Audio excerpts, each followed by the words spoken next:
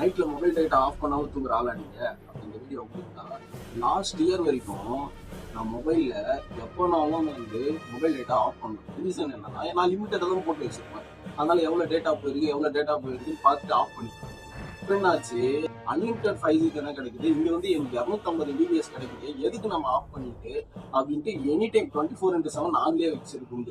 இப்ப என்ன ஆச்சுன்னா நைட்டு எவனோ ஒருத்தன் என் மொபைல் ஆக்சஸ் பண்ணிருக்கான். ஏன்னா என் போன்ல வந்து பாத்தீங்கன்னா என்னென்ன மெயில் ஐடியோ வந்துட்டு திடீர்னு சைன் ஆயிடுது. நான் ஆஃப் பண்ணாத ரீசன் தான், மெயின் ரீசன் ஆச்சுன்னு தெரியல. Maybe unwanted links unwanted spams இதனாலயும் ஆயிருக்கலாம். பட் நான் என்ன சொல்ல வரேன்னா, நம்மள நிறைய பேர் இந்த தப்பு பண்றோம். நைட் தூங்குறப்போ மொபைல் டேட்டாவா அண்ட் வைஃபை வந்து ஆஃப் பண்றது கிடையாது. ஸோ அதனால வந்துட்டு மறக்காம நைட் தூங்குறப்ப மொபைல் டேட்டாவும் அண்ட் வைஃபையும் வந்துட்டு ஆஃப் பண்ணிட்டு தூங்குங்க.